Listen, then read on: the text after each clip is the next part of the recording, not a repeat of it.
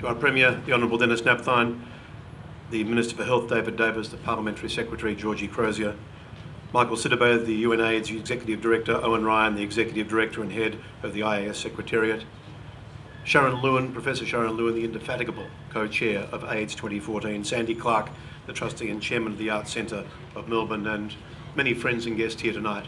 Could I also acknowledge the traditional owners of the land upon which we meet tonight, the members of the Great Kulin Nation, and pay my deep personal respects to their elders past and present, particularly those of the Wurundjeri and Boonwurrung, whose lands we are on tonight. Those of you who are international visitors, you have come to a very young city, founded only in 1835. But we are very proud that our First Peoples are the oldest continuous culture in the world. On behalf of the city, I extend, of course, the heartfelt condolences of our city to the family, friends and loved ones, to the colleagues of the passengers on MH17.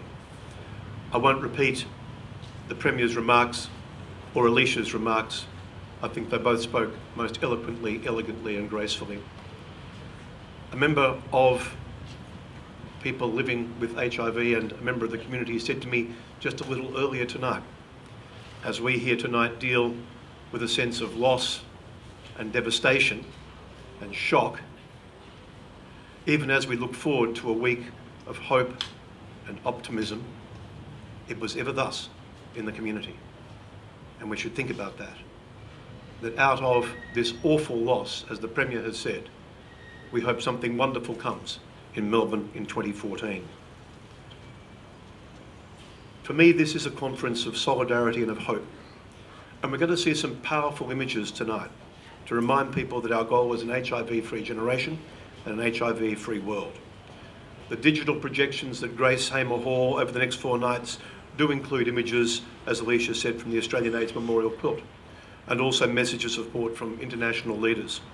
And there's a 1-storey high AIDS 2014 installation here on the bridge to also make a powerful statement.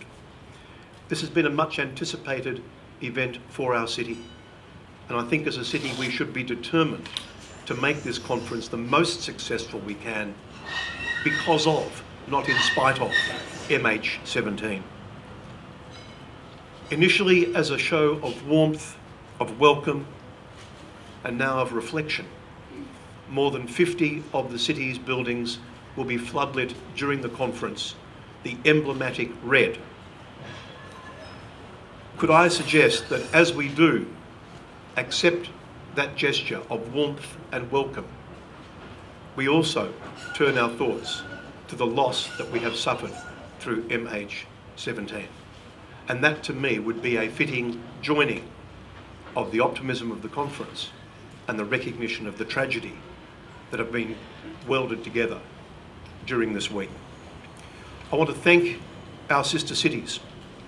They have co-funded and they have supported this project, along with many local talented artists.